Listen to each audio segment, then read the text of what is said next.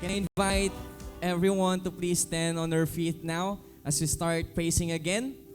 And the Bible says, do not worry about anything. Instead, pray about everything. Tell God what you need and thank Him for all He has done. Amen? Then you will experience God's peace. Amen? Which exceeds all our understanding.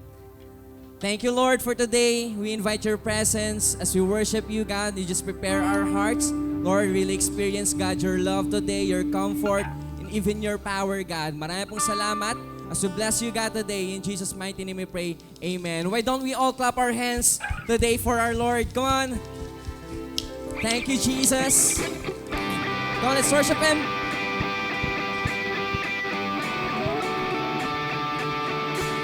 Come on, can you hear the shout to Jesus? Jesus!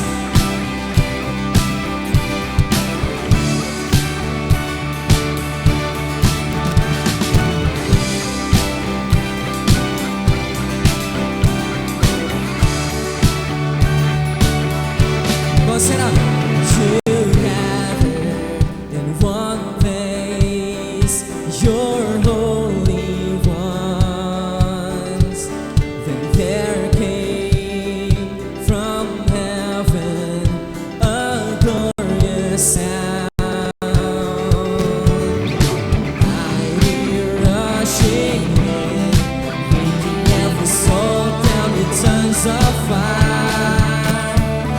This is the sound of heaven, sons and daughters prophesy.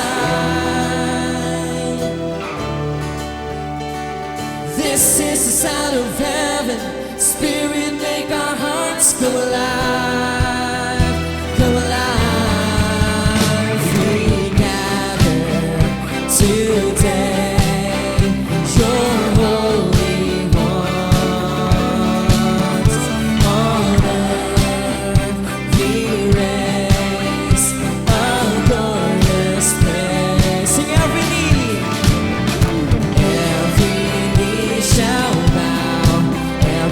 Confess the name of Jesus, and every knee shall bow. Every tongue confess the name of Jesus. This is the sound of heaven, sons and daughters lift Him high. This is the sound of heaven, Spirit make our hearts go alive. This is the sound of heaven, sons and daughters lift Him high. This is the sound of heaven, Spirit make our hearts come alive, come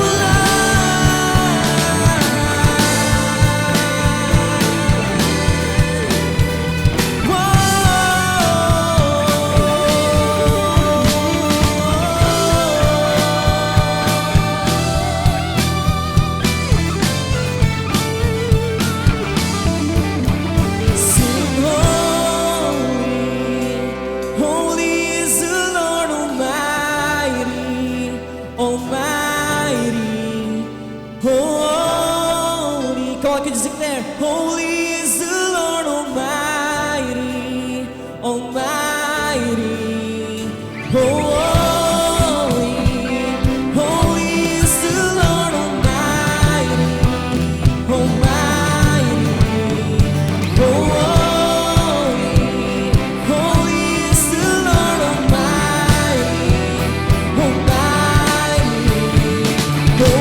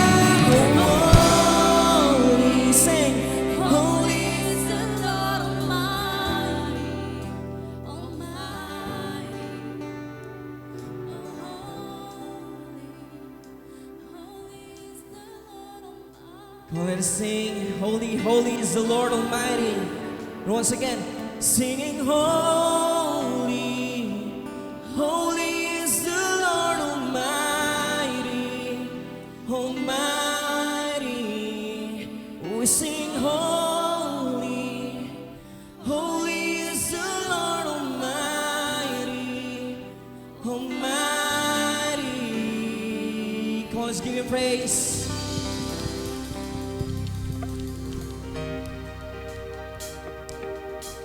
Come on, we continue to praise our God. And let's declare His victory in His place. Come on.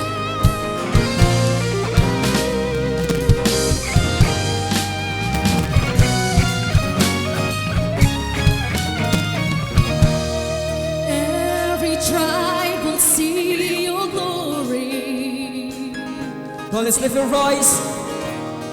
Every nation bow before you.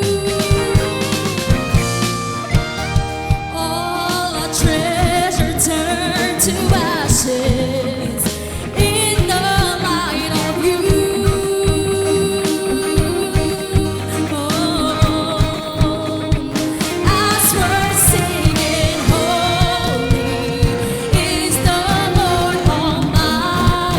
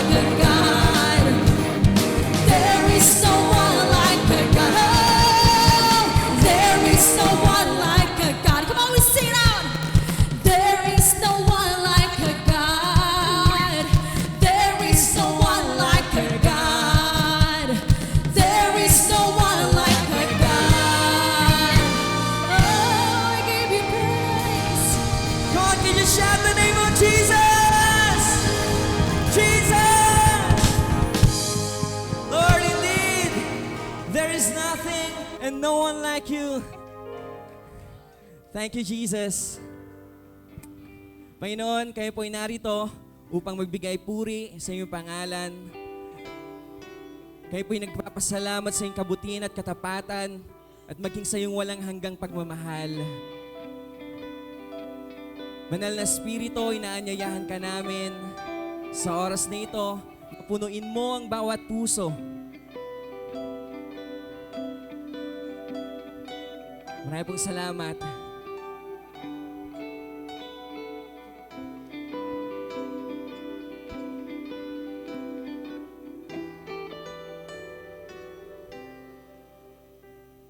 San man dalhin parte ng daigdig, nariyan ka. Sabay-sabay natin kantahin. Hilaga, silangan, timog o kanluran, sa Kristo.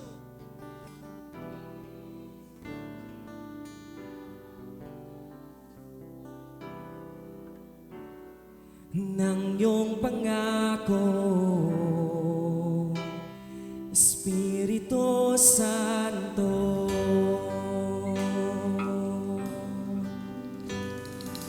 Alleluia. Sabay-sabay natin kantahin. Kadakilang walang kapantay. Alleluia. Sa iyong kalooban ako'y sasabay. Alleluia.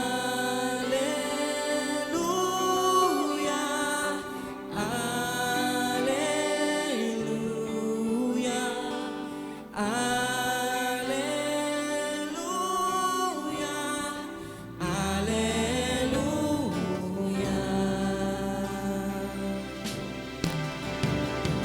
Sikat ng araw, ligaya'y tanaw, nariyan ka. Gabi may sumapit,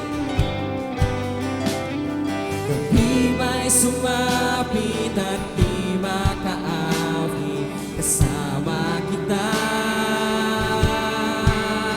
Heso Kristo, ramdam ang lakas at dulot ng iyong pangako.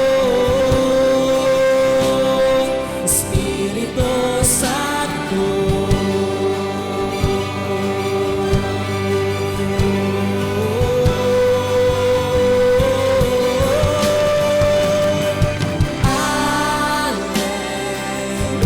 Alleluia. Kadakilaang walang kapantay. Alleluia. Sa iyong kalooban ako'y sasabay. Alleluia. Kadakilaang walang kapantay. Alleluia. Sa iyong kalooban ako'y sasabay. Alleluia.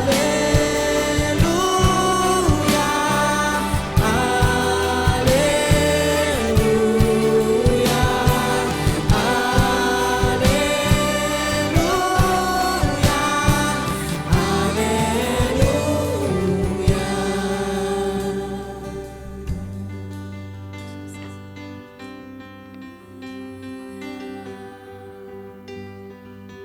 Sabay-sabay natin kantahin. Dumadaloy, banal ang pag-ibig mo. Umaagos,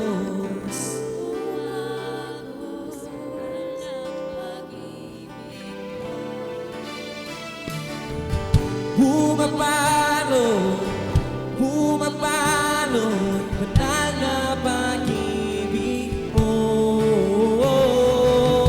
Dumadaloy, dumadaloy, banal ang pag-ibig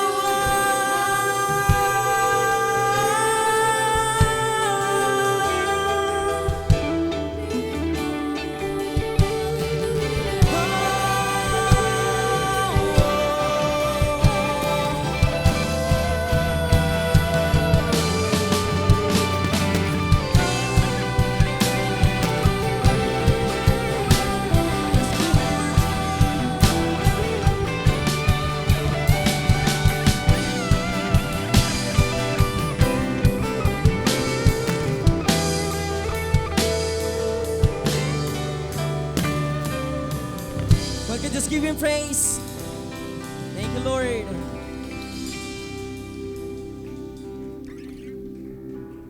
Indeed, God, that you're here with us.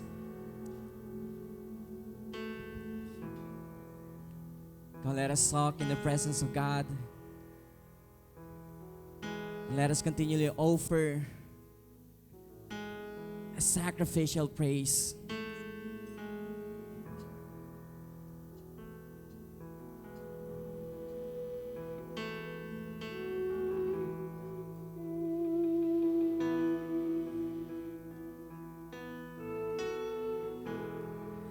There's nothing worth more that could ever come close. Nothing can compare. You're our living hope. Your presence, Lord.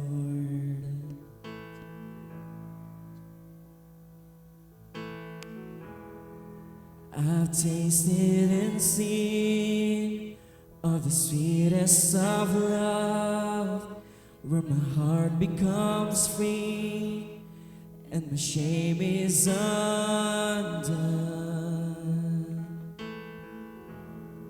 Your presence, Lord. Come, begin to sing it out. Holy Spirit, you are welcome here. Come on, let's lift up our voice.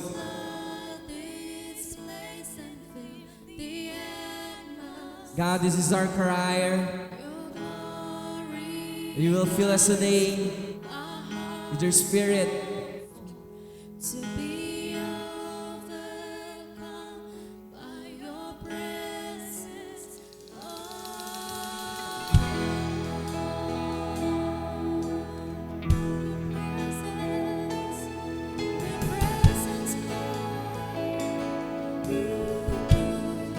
All together we sing. There's nothing worth more that will ever come close. Nothing can compare. You're our living hope. Your presence, Lord.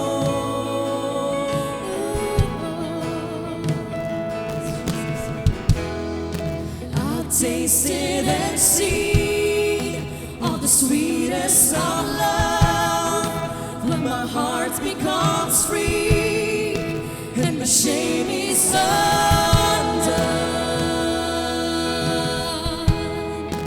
Your presence, Lord.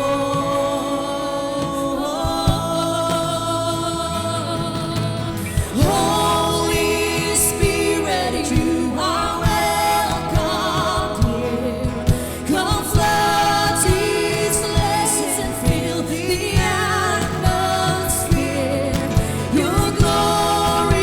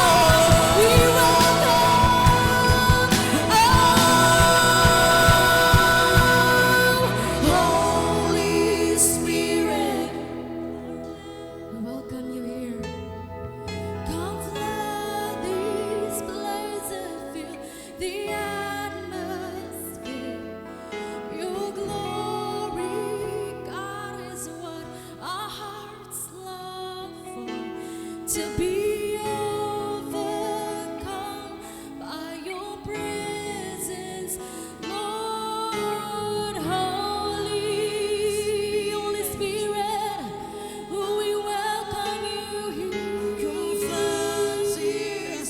Oh, fill this place with your presence, oh God. Fill our hearts, fill our hearts, fill our hearts now. Fill our hearts.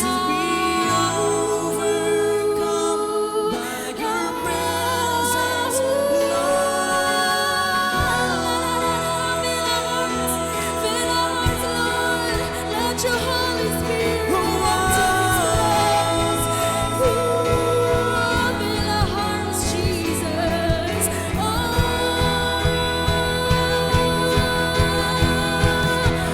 Holy Spirit, Holy Spirit, we say, Holy Spirit, you are welcome here. Come flood this place and fill the atmosphere. Your glory, God, is what our hearts long for. To be overcome by your presence, Lord. Holy Spirit, you are welcome here. Come flood this place and fill the atmosphere. Your glory, God, is what our hearts long for.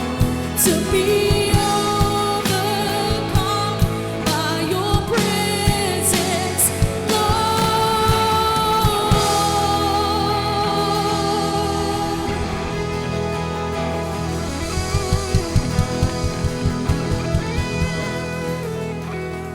Thank you, God. Thank you, Lord. Haven't you felt the presence of God this morning? Amen. You know, the Bible says, Jesus said to his disciples, "And I will, my Father will send the Holy Spirit, and the Holy Spirit will teach you all things. He will lead you into all truth." You know, that is the most wonderful thing. If we have the Holy Spirit, before we receive the messages, before we listen to the sermon, you know, yung truth ay napupunta sa atin. Amen. No hindrances, walang nagbablock. Everything is being penetrated into our souls. Amen. Every single word of the Lord. Amen. Come on. That's why we allow the Holy Spirit to come here. Amen. Why don't we raise up our hand right now? Come on, raise up our hand. Let us pray this prayer. Lord, we welcome the Holy Spirit to come upon this place. Come on. Holy Spirit, you are welcome. If this is the best worship that you can do before the Lord, actually you can bless the Lord through your worship. You can invite the Holy Spirit right now. Come on. Yes. You're welcome, Holy Spirit, into your life right now. You welcome Him. Come on, let's sing the Lord. Let's sing the song. Your glory, Oh, yes, God. is what our hearts long Thank you, Jesus. for. To be overcome by your presence, Lord. Go on, lift your voice. Holy Spirit, you are welcome here.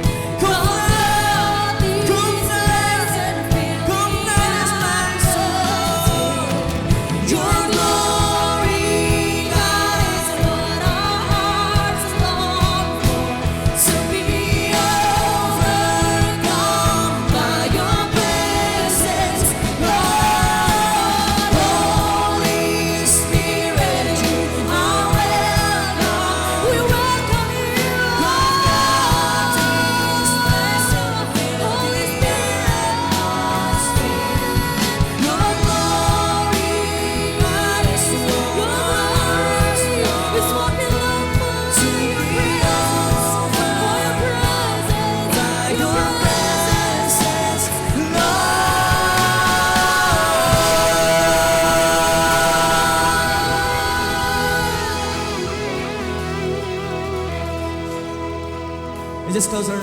Lord, thank you for your very presence in this room. Thank you, God, for your faithfulness and goodness, Lord, in our lives. And now we acknowledge you, God, that you will rule in our lives for every day, God, every day of our lives. We thank you, Lord. In Jesus' mighty name we pray. Amen and amen.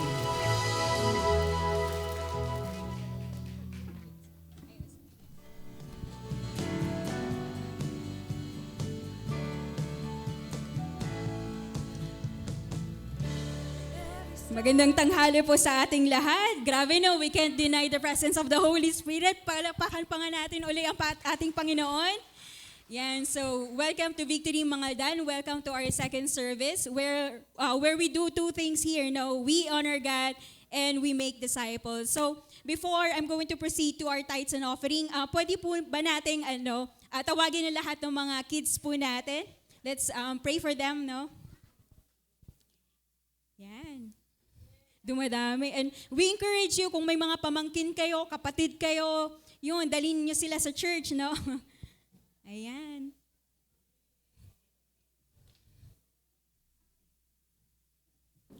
Sige, let's extend our hands and bless them. Lord, maraming salamat po sa buhay ng bawat kids na nasa harapan at sa mga nasa taas po, Lord God. We thank you for such transformative grace that you are doing in our church, in the kids' lives, and in the families' lives, Lord God.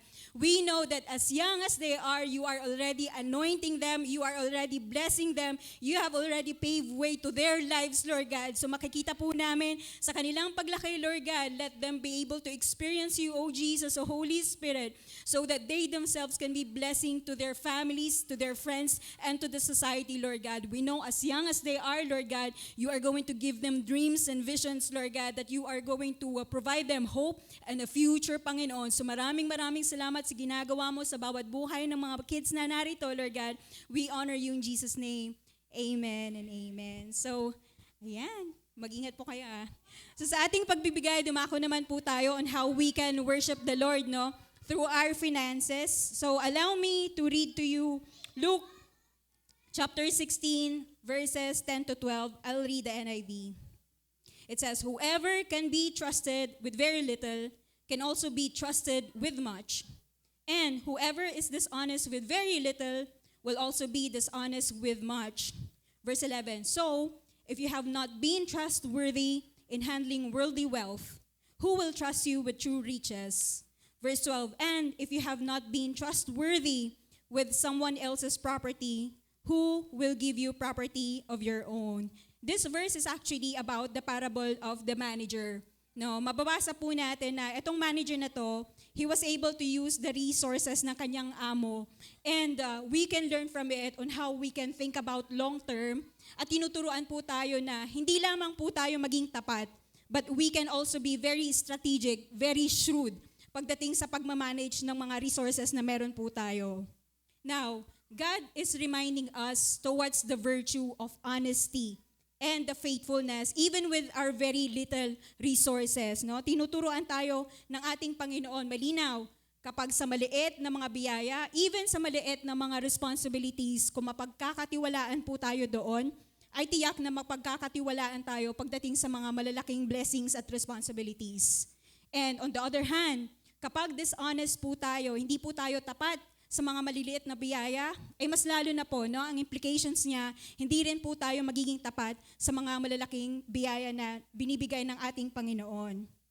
And so, it is a reminder for each and every one of us, never despise your humble beginnings. Wag po nating kutsain, wag po nating maliitin kung ano yung mga humble, yung mga little beginnings po natin. Kasi ang nangyayari po, sometimes we tend to compare ourselves. Sometimes nadadala po tayo sa pressure and sa patterns of this world. So ang nangyayari po, yung mga malilit na bagay po natin na meron po tayo, hindi natin pinapahalagahan. And instead, we tend to compromise. Nakakatakot lamang po na eventually we lean on our own understanding. Hindi na tayo nagtitiwala sa timing at sa Panginoon. And to the extent na minamadali po natin yung proseso. Kaya nga, kung makikita po niyo mga kapatid, no, sobrang talamak ang lending apps ngayon. Napakabilis po mag-apply at ma-approve ng loans, no? Kasi ang nangyayari po, we tend sometimes, maraming nga po yung nalulubog sa utang, no? May mga iba, hinahabol dahil sa utang, nagkakaroon ng friendship over dahil sa utang, yung mga mag-anak hindi na nag-uusap dahil sa utang. Why? Because of instant gratification, because of the flex culture na meron po tayo. We want to upgrade such lifestyle, yung lifestyle na inflation kahit maliit ang resources, or just to prove na successful po tayo. Ngayon, I'm not talking about or not coming from self-righteousness because I also learned the hard way, no? Pero ang sinasabi ng ating Panginoon, kung magulo at walang direksyon, the way that we are handling our finances, during the tangible, ngayon na nakikita at nahahawakan natin yung mga assets po natin, yung mga resources po natin, mas lalo pa kaya sa mga hindi natin nakikita at mga eternal riches. Kaya alalahanan po natin na yung finance series po nakatatapos lamang, kaya natin ini-involve yung mga high school students, kaya natin ini-involve yung mga college students, and even yung mga young professionals, because it is very important for us to learn on how we can godly steward yung mga resources na meron po tayo. Amen po ba? And at the same time, alalahanin po natin na whenever that we are giving our tithes and offering, whenever that we are, yung mga to, sacrificial giving po natin, it is never about the money. It's never about the value or the bigger the amount, the money that we are giving. It's always and always is a test of our hearts. It's always a test of our character. And it's a test on how we can worship the Lord even in our little or in our much. Yan. So, sa ating takeaway, it says, to the world, success is achievement. But to God, true success is found in our obedience and our love for Him, in our little or in our much. Yan, manalangin po tayo. Lord, we thank you, Panginoon, for such a reminder to us. Patawarin mo po kami, Lord God. Sometimes, we see this, the pattern of this world. Sometimes we became ungrateful for the little things that we have, little blessings that we have.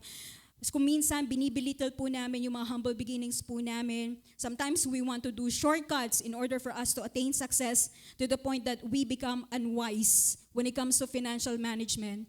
Sometimes we have this greed, the pride, Lord God, to prove ourselves, to lean on our own understanding, but we disregard your timing, Lord God, and the way that you're working into our characters. So today, Lord, we want to confess and we want to receive the power of the Holy Spirit in order for us to be able to see what's important in our lives, Lord God, na pagkatiwalaan ka at maging honest po kami even in our little, Lord God.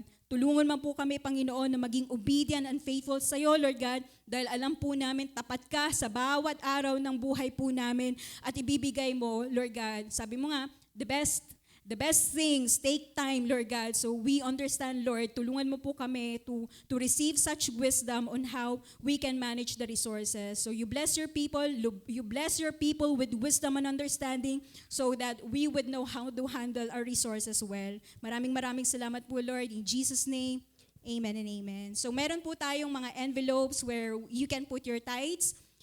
Pwede nyo pong isulat yung mga prayer requests ninyo. We are praying for that every Friday, every 4:30 p.m. And if you have answered prayers, we encourage you to write it down as well. Doon rin sa envelope, makikita nyo na kung wala pa kayong victory groups, nag-a-attend na kayo at gusto nyo ma-incorporate or makasama sa victory groups, please write your contact numbers. Ngayon, kung gusto nyo rin namang mag-send via GCash account, we also have our QR code. Pwede nyong picturean po yan. And if you also wanted to send it via banking accounts, we have 2 bank accounts. Meron po tayong Metro Bank account and BPI account. Yan. So, smile as you give. God bless us all.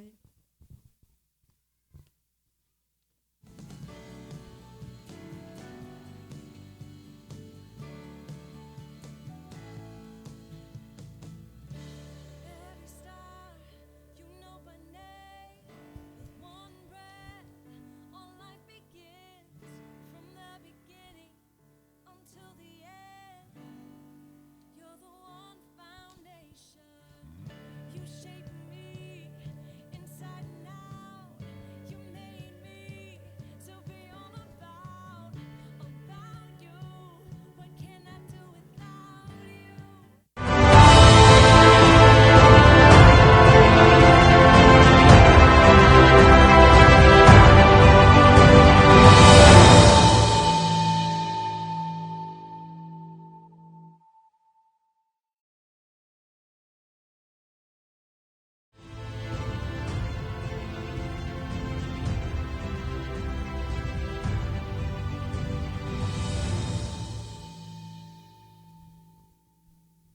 Good morning, church. Good morning, everyone.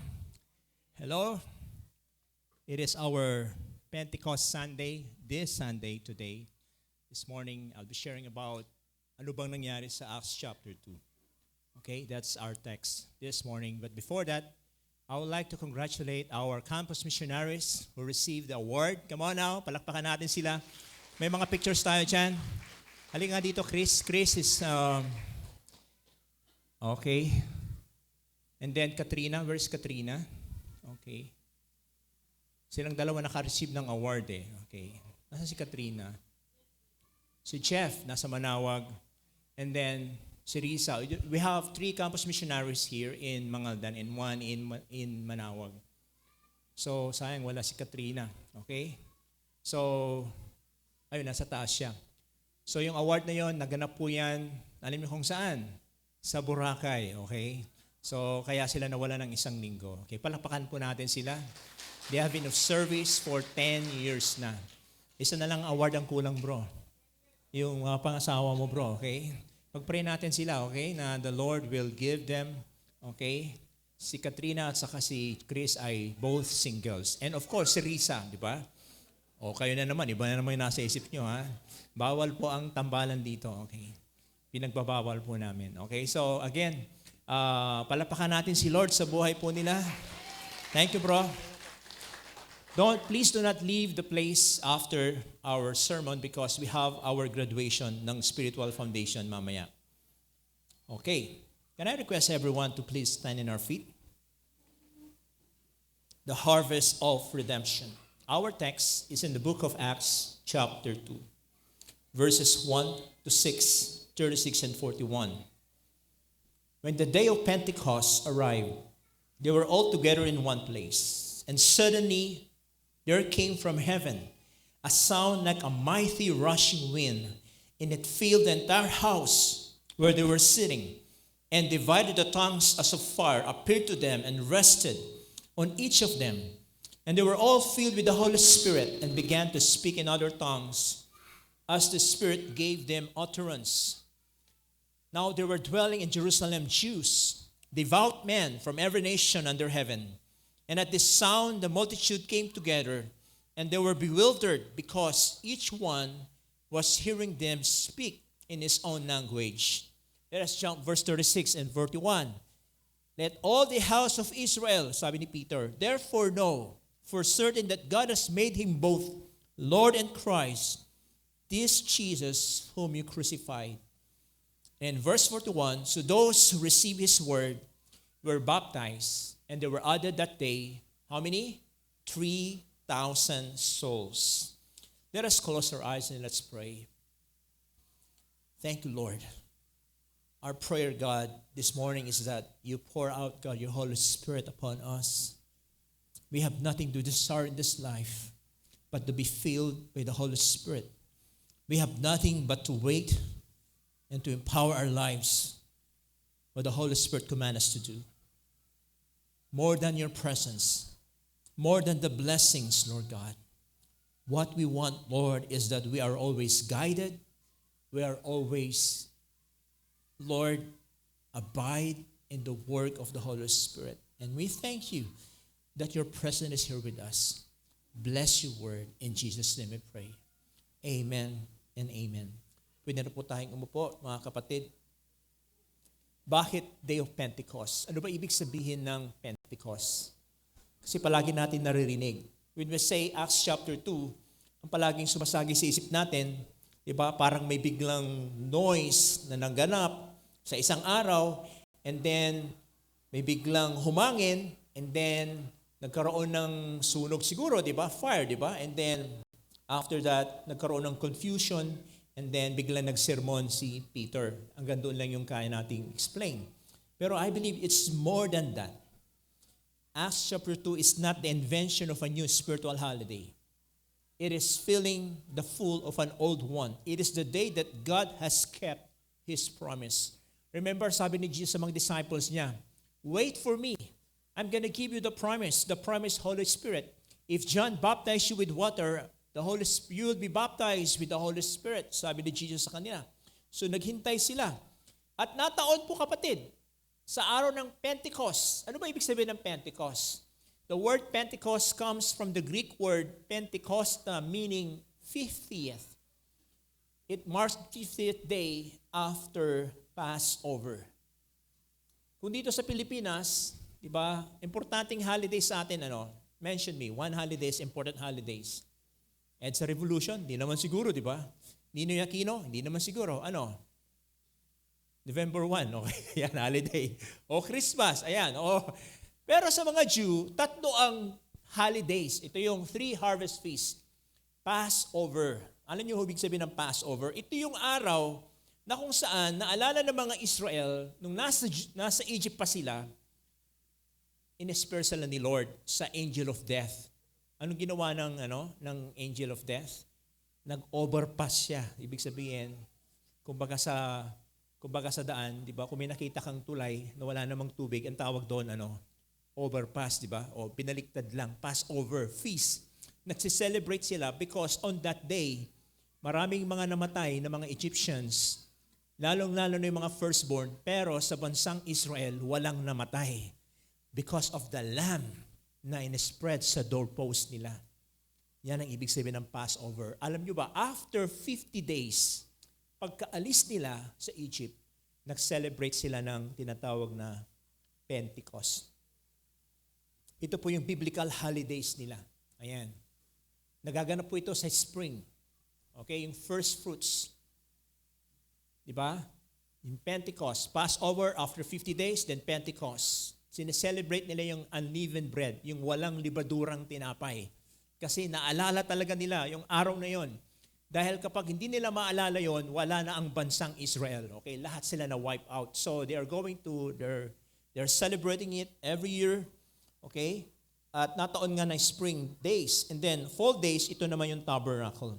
Pag sinabi natin first fruits, it is a prophetic fulfillment in Jesus in His resurrection because He is the Messiah. Pag sinabi natin Pentecost, it's a prophetic fulfillment in our text. Ito yung harvest of many. Kinukolekta po yung mga harvest. Okay? Yun ang ibig sabihin ng Pentecost. So, anong nangyari sa Acts chapter 2? Jews from different nations, they come together in Jerusalem to celebrate the feast. Anong dala nila? Harvest. First fruits. So, maraming pagkain. At masaya. Maraming tao. Hindi siya tahimik, kundi crowded siya, kapatid. Crowded. And you know what? That is the exact time when the Holy Spirit came from heaven like a sound of a violent wind. And then He descended to the disciples like tongues of fire. You know, whether we believe it or not, yung tabernacle, ito yung prophetic fulfillment at the end of the age. There is the final gathering of souls, the harvest of multitudes. Ito po yung nilook forward natin, kapatid. Ito po yung nilook forward natin na sinabi sa Revelation chapter 7 verse 9. After this, sabi ni John the Beloved who wrote the book of Revelation, after this I looked and behold a great multitude that no one could number, from every nation, from all tribes and peoples and languages, is standing before the throne and before the Lamb, clothed in white robes with palm branches in their hands. Magaganap po yan.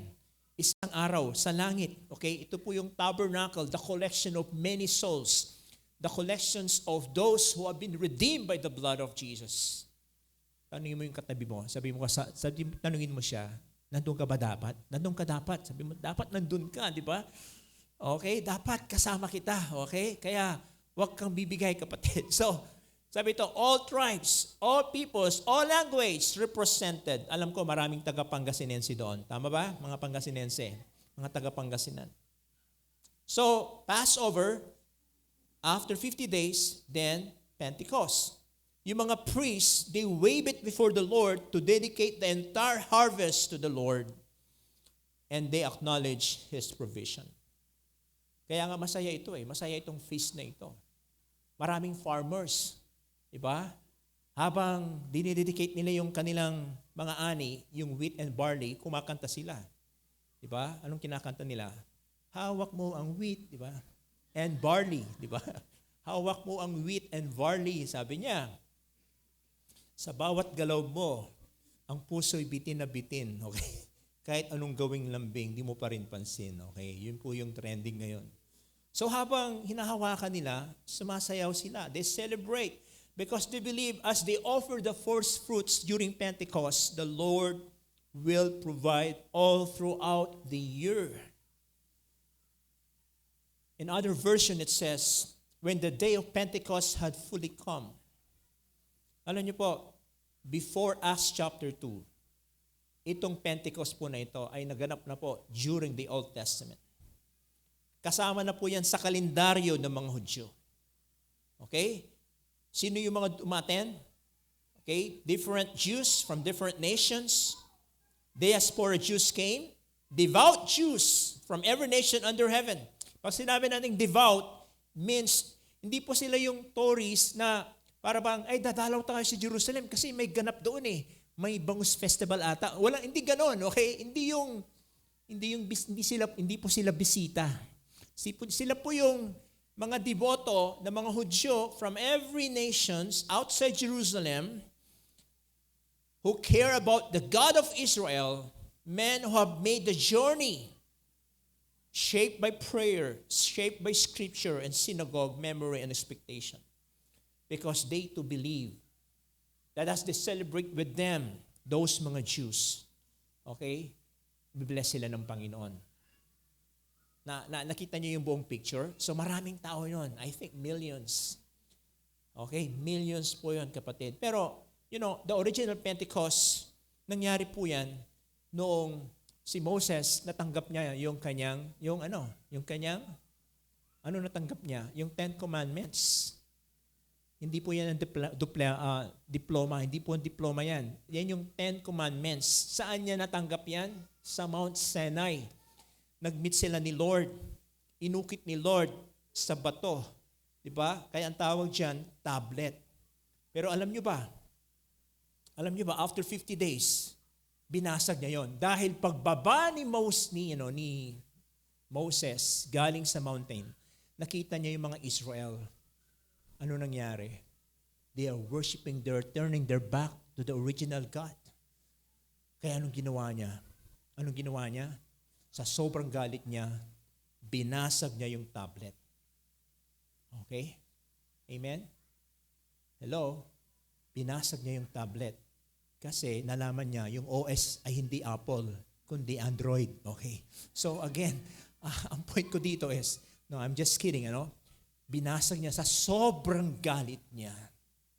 At alam niyo ba kung ilan ang namatay? The Bible says in Exodus chapter 32 verse 28, inutusan niya sina Aaron, yung mga Levites, durugin niyo yung calf na yan, made of gold, pure gold, pulbusin niyo yan, tapos itapon niyo sa river, sabi niya.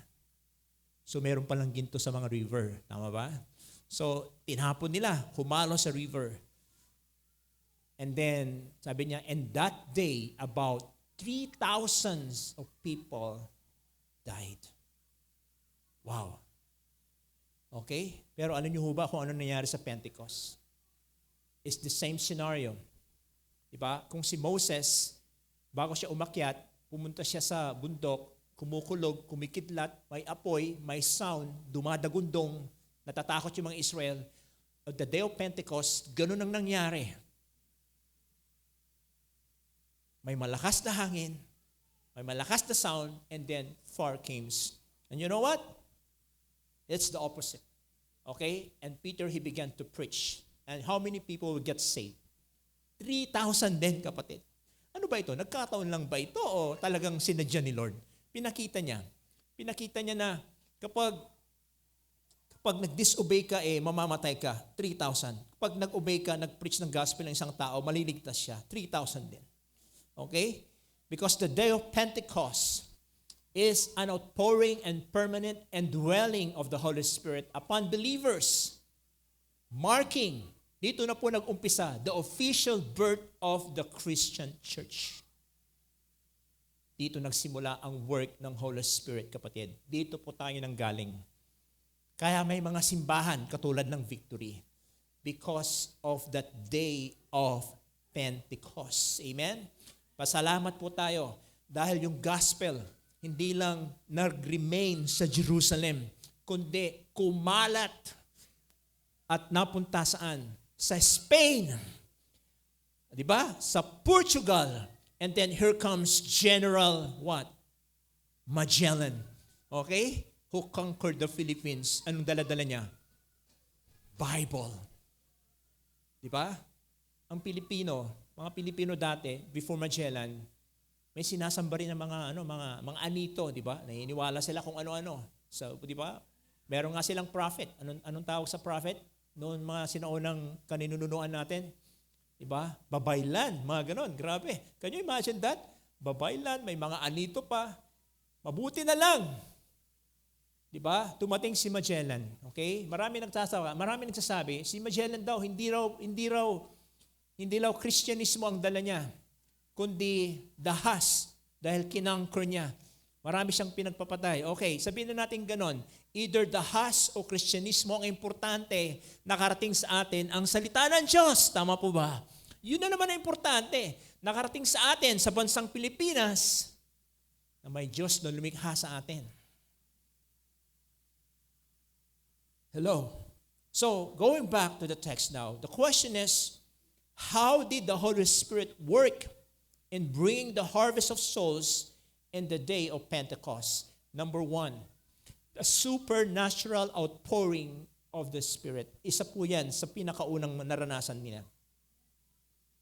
Sabihin natin, supernatural. Kakaiba po ito. It's beyond the natural. Kaya nga tinawag na supernatural. Hindi ito gawa-gawa ng tao. Gawa po ito ng Panginoon. Amen. Dahil sa first covenant, the Jewish tradition hold, di ba? Naalala niyo po ba yan? The Torah or the law on Mount Sinai was given to Moses, written on the stone tablets. But in Acts chapter 2, the Holy Spirit from heaven came down and given on the upper room to write the law, not on the tablets, but on the human hearts. Amen? Hello? Wala na po sa tablet ang batas ng Panginoon. Nasaan na ngayon? Nasa puso natin. Okay? Kaya pwede po tayong magpuri sa Panginoon. Pwede tayong magpasalamat sa Kanya. Dahil sa pamamagitan ng Holy Spirit, naukit po sa puso natin. Amen? Hello? It's the same scenario. Kung si Moses, kinakailangan niyang pumunta ng bundok para matanggapin yung tablet. Diba? It took him how many days? Sobrang tagal, di ba? Pero at the day of Pentecost, si Lord na mismo ang bumaba at siya mismo ang nagbigay sa bawat disciples. And how many disciples were present during those times? That is around 120 disciples who was gathered in the upper room in Jerusalem. Ano yung ebidensya? Ano po yung manifestation? Una, a sound like the blowing of a violent wind, mighty rushing wind. Okay? Filled the house habang sila po ay nananalangin. Pangalawa, yung visual. Nakikita po sila ng tongues of fire. Diba? Sa Tagalog, ano yung dila na apoy, di ba? Nakakita na ba kayo ng dila na apoy? Yung maliliit na apoy? And lahat ng 120 disciples, nasaniban ng apoy na yan. Diba? Ibig sabihin, lahat sila. Walang na leftover. Bakit ako wala? Lahat sila, kapatid. The 120 disciples. Divided tongues of fire appeared and rested upon each person. This fire symbolizes God's glorious presence, purification, and the empowering passion needed to fulfill God's will. Then after that, the verbal manifestation. They spoke other languages na hindi nila pinag-aralan. Nawala sa kanilang simula nung bata sila, hindi nila alam yung lingwahe na yon. They began to utter mystery, they began to speak in other tongues. Isa ang sinasabi, they are praising the wondrous work of God. Wow! Can you imagine? Sino ba yung mga taong to? Hindi naman sila graduate ng BS International Language School. Wala naman pong course during those times. Diba? Sino dito may alam kang 5 lingwahe? Sino dito kaya niya mag-speak ng 5 lingwahe? Meron ba dito? 3 lingwahe. 1 lingwahe lang, Pilipino lang. Okay. Well, but my point is very simple. How can they learn those languages na hindi naman nila pinag-aralan? At sino ba sila? Mga Galileans, mga kapatid. Diba? Galileans. May lahi silang Pangasinense. Bakit? Sila yung mga taong mga Galila, di ba? Galileans, di ba? Sila yung sino yung mga Galileans? Ito po yung, ang trabaho nila, mga fishermen from the Sea of Galilee. At ano nyo ba? According to the historical book of the Bible, Galileans, hindi po yan well known. Kung kilala man siya, kilala yan sa mga less fortunate and educated community. So can you imagine, those Galileans, the apostles, sila ang pinili ng Panginoon. Sila po ang pinili ng Panginoon para makasihan sila ng Holy Spirit, and they began to speak on other tongues.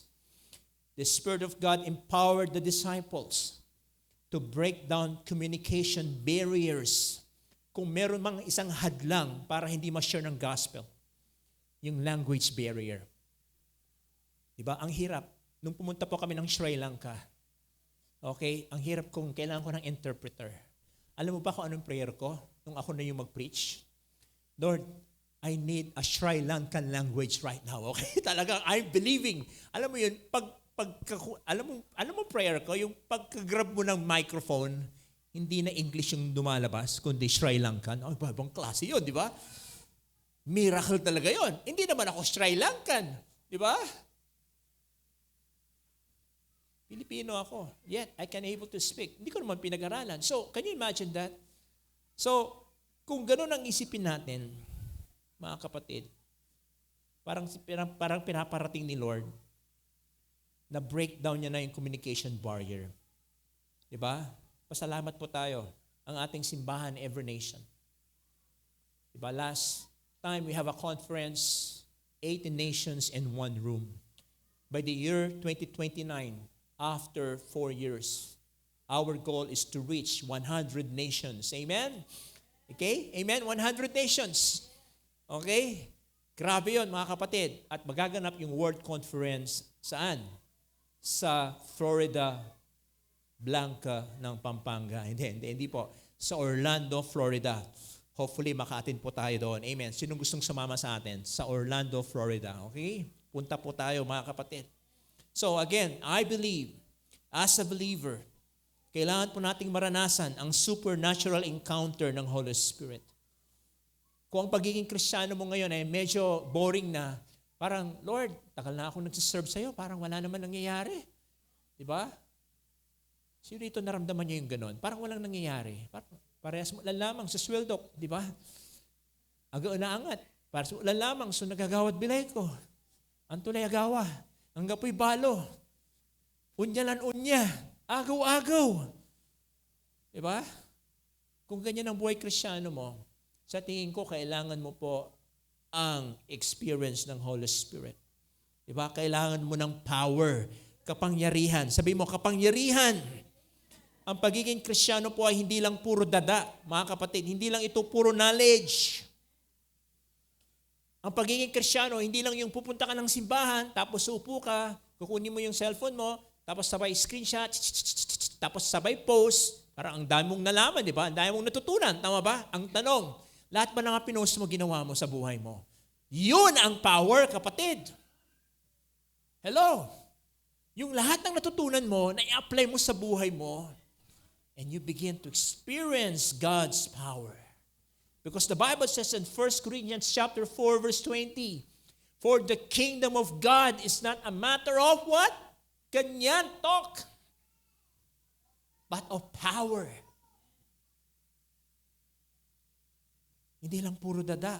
Hindi lang yung, ang galing-galing mo naman. Talaga, diba?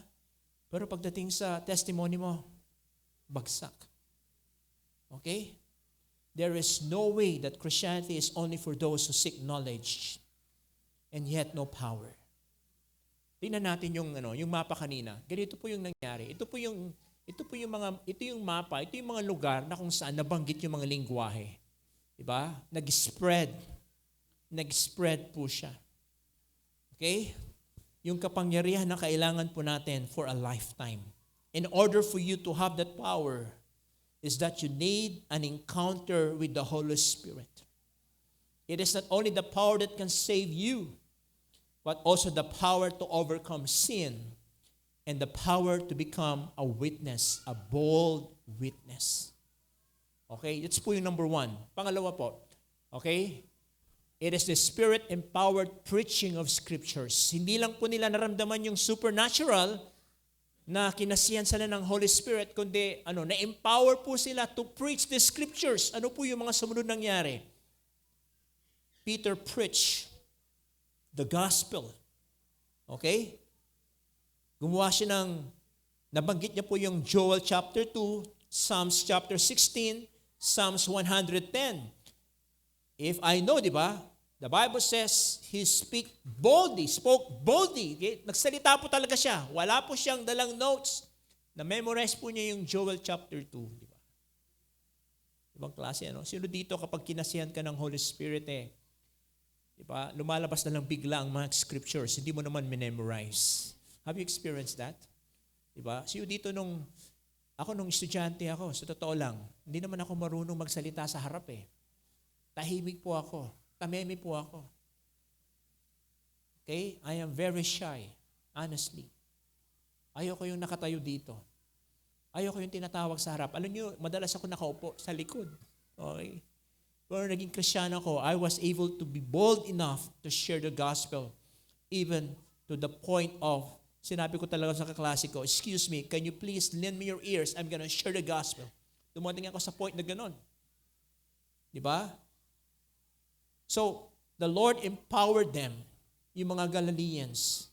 Ito po yung mga tao na insignificant, uneducated, diba? Yet the Lord used them. And the Bible says in Joel chapter 2, kinote ni Peter to. Sabi niya, afterward, I will pour out my spirit on all people.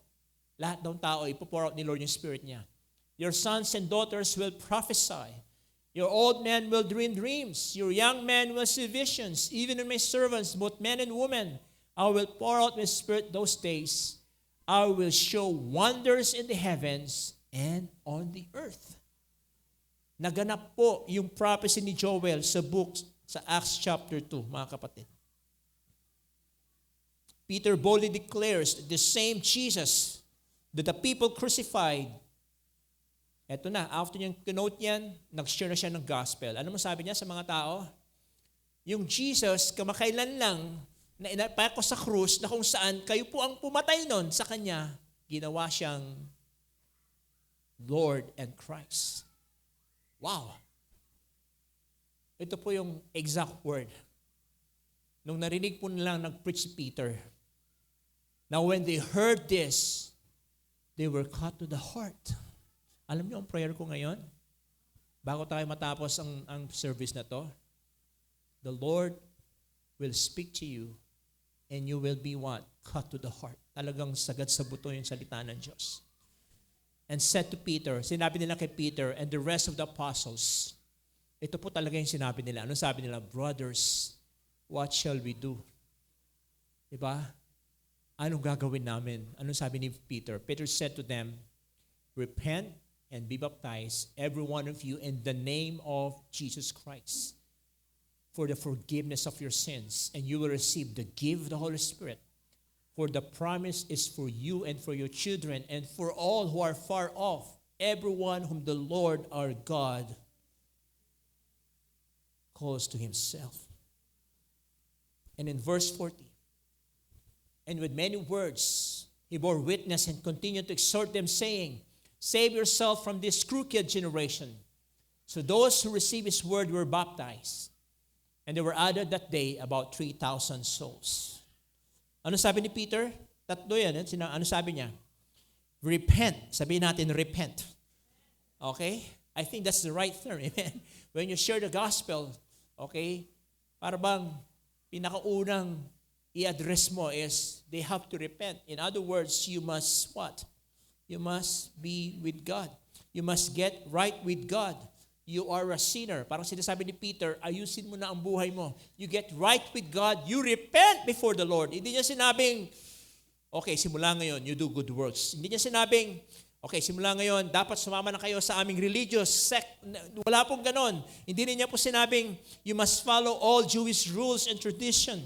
And you must do this and do that. Hindi niya sinabing ganon.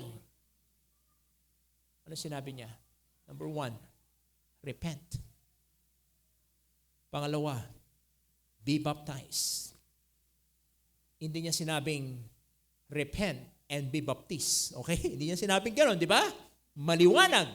Repent and be baptized.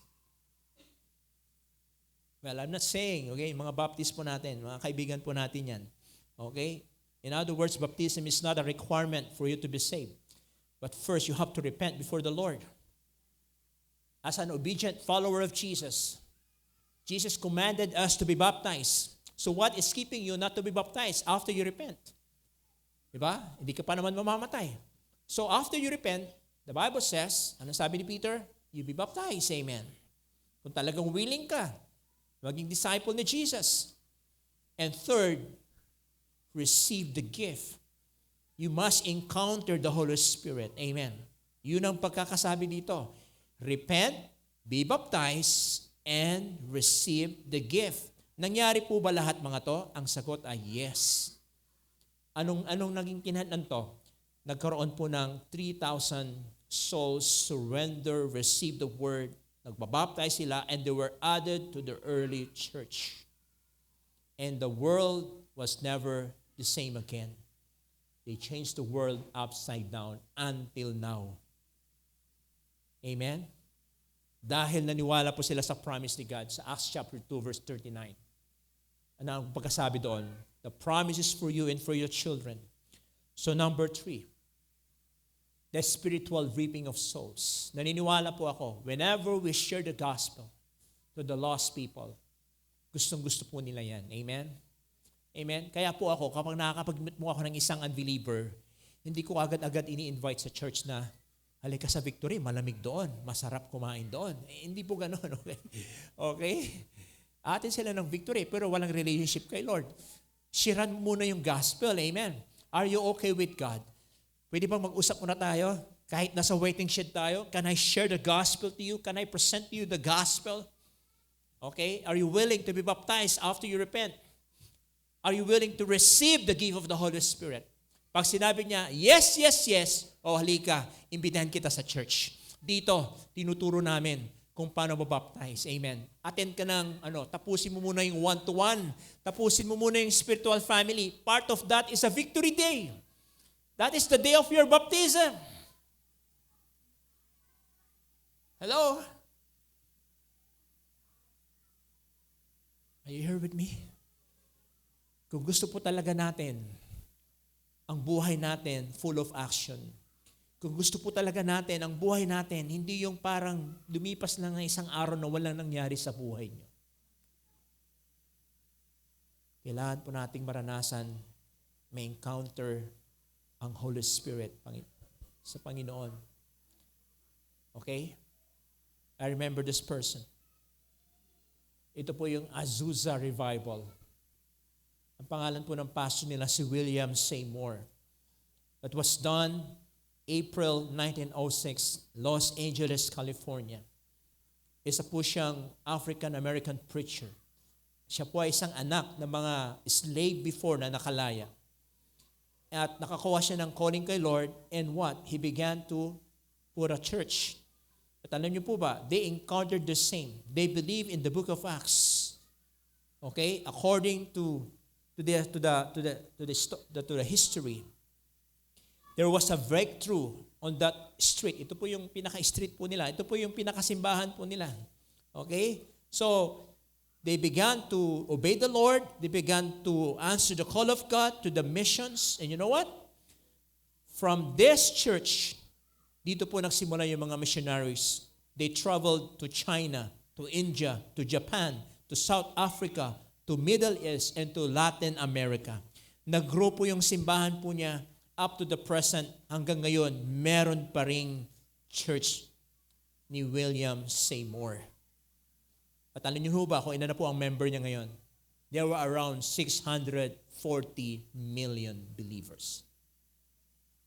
Wow! Sabihin natin, wow. Tayo victory. Ilan naman tayo dito sa Pilipinas? Wala pa tayong millions. Pero darating tayo dyan. Amen? Naniniwala ba kayo? Pag pinagsama-sama natin lahat ng every nation, ilan po tayo, Pastor? Hindi ko pa alam, kapatid. Pero ako naniniwala ko. Darating po tayo sa point na gano'n. Amen? Dahil lahat po tayo dito, na-encounter natin ang Holy Spirit.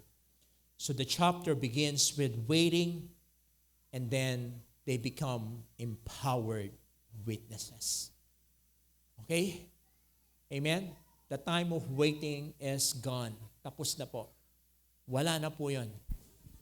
Bilang Kristiyano, we have the Holy Spirit. Amen. Amen? Bilang Kristiyano, we have the Holy Spirit. Since we have the Holy Spirit, then we are bold enough to share the gospel. We are bold enough to volunteer to the Christian ministry. We are bold enough, not afraid, to share the gospel. Kahit sino man siya. Amen? Can I request everyone to please stand on their feet now? Hallelujah. Thank you, Lord. Thank you, Jesus. Can I invite the music team right now?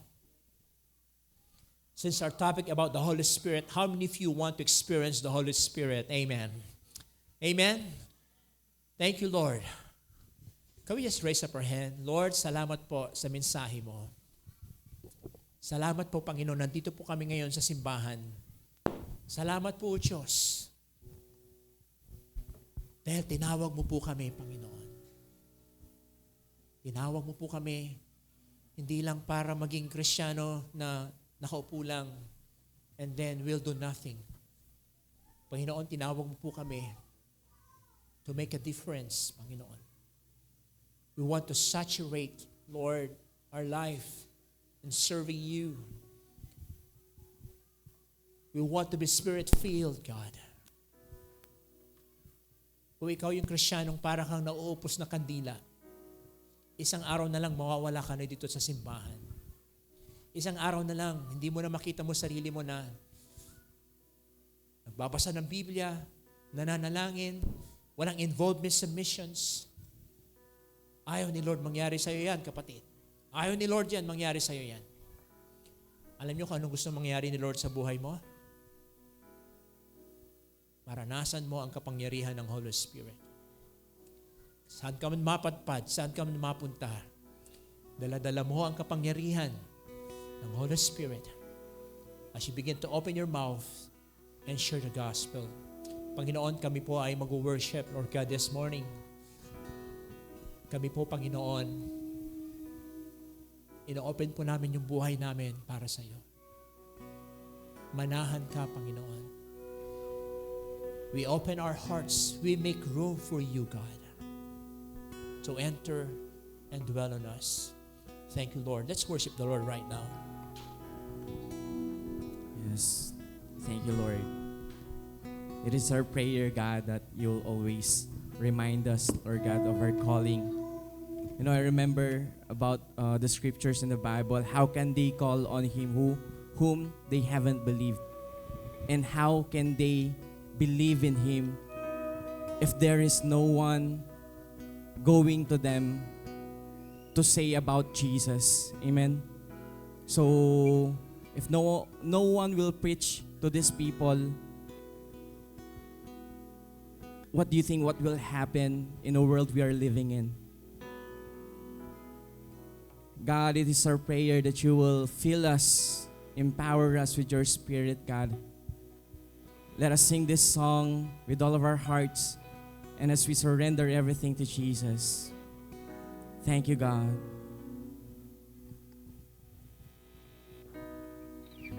As one we lift our voices, our hearts expectant. Oh Lord, breathe afresh on us. New life is breaking open, your joy, you're rising. Oh Lord, breathe afresh on us. Oh Lord, breathe afresh on. Can you just lift up our hands to God? We make room for your Spirit. Sing it out. We make room for you to move. Holy Spirit, we allow you, God, to move.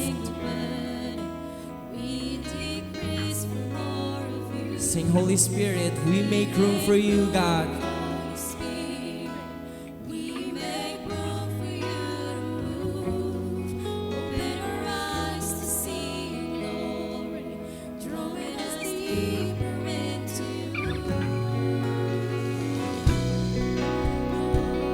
Drawing us deeper into you.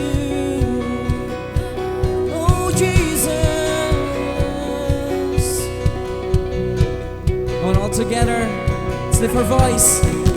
As one, we lift our voices, our hearts expectant. Oh Lord, breathe afresh on us. New life is breaking open, your joy, you're rising.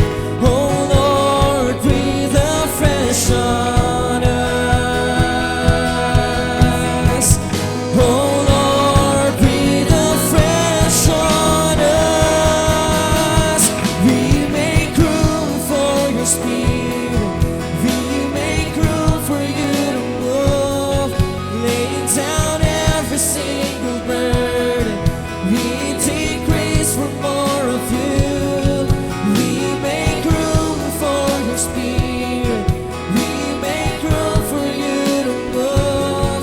Open our eyes to see your glory, drawing us deeper into you. Sing, we make room for your Spirit. We make room for you to move. Laying down every single burden. We decrease for more of you. We make room for your Spirit. We make room for you to move. Open our eyes to see your glory, drawing us deeper into you.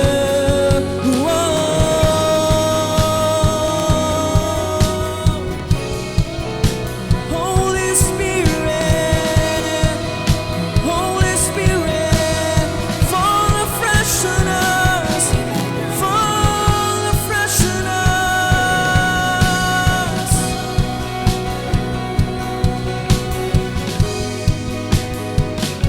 Come on, kids, declare.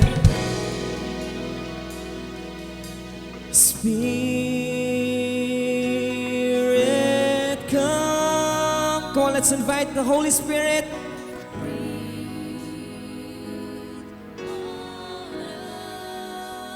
Holy Spirit, come.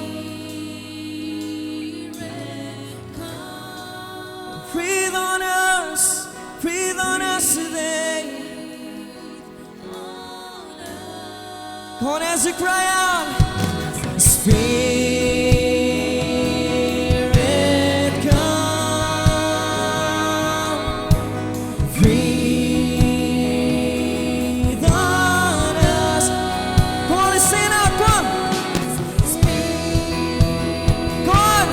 You know the Bible says in Acts chapter 1 verse 8, but you will receive power when the Holy Spirit will come upon you, and you will be my witness in Jerusalem and in all Judea and Samaria and to the ends of the earth. God, we receive your Holy Spirit today. God, we believe. God, Holy Spirit, Spirit, come. Breathe on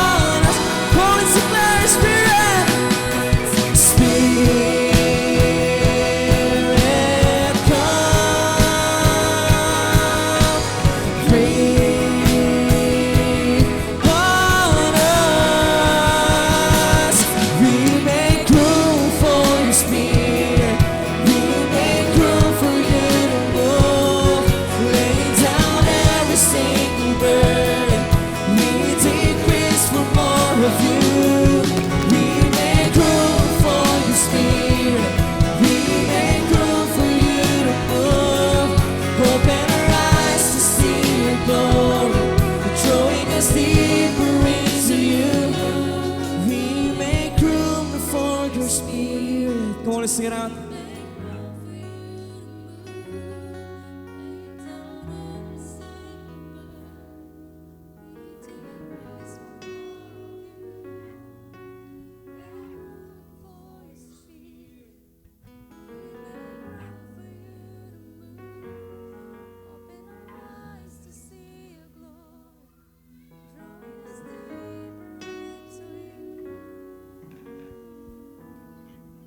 Lord, we allow your Holy Spirit as we close our eyes right now. I believe some of you here, you need spiritual breakthroughs in your life. You have struggles in your life. You keep on doing this kind of sin. Seems like wala nang katapusan. It's a struggle. You need a breakthrough spiritually. I want you to make room before the Lord right now. Panginoon, ang panalangin po namin, na huwag po sana kaming umalis sa lugar na ito na hindi ka namin na-encounter sa buhay namin. Gusto po naming maniwala, Panginoon, na ikaw ay kumikilos. Ang kapangyarihan mo ang kumikilos. And we are guided with the Holy Spirit that gives us wisdom, that makes us decisions, Lord God, sa buhay namin, Panginoon. Tulungan mo po kami, Panginoon. Tulungan mo po kami, Panginoon. And if you're that person right now, you need spiritual breakthrough.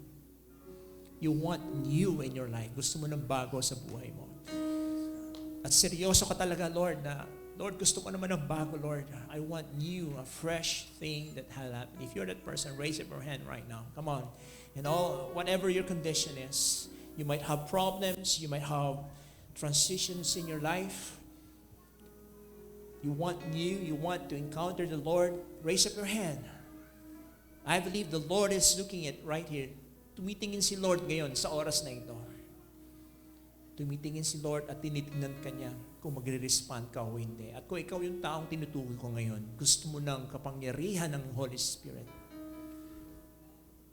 Gusto mo ng bago sa buhay mo, raise up your hands. Panginoon, nakita mo yung mga kamay na yan, Panginoon. I-bless mo po sila, Panginoon. Bigyan mo sila ng fresh anointing, God.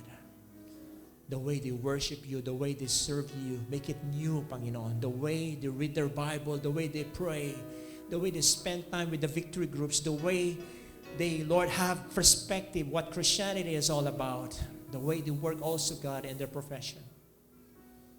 Panginoon, we need your Holy Spirit. Thank you, Jesus. This is our prayer. Lahat po tayo magsabi ng Amen, Amen, Amen. Amen? Hallelujah. You know what? Next week, I'm expecting some news from you. Amen. Come on now. Excited na ho ba tayo? Abangan po namin yung mga balita po natin, mga good news na mga ganap sa buhay ninyo.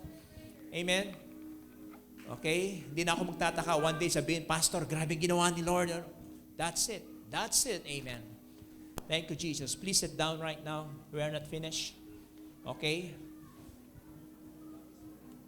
I would like to announce this before to go to our graduation. Okay? Though we are temporarily dismissed. Am I right? We are temporarily dismissed. If you have an appointment, go ahead, no problem. The service is officially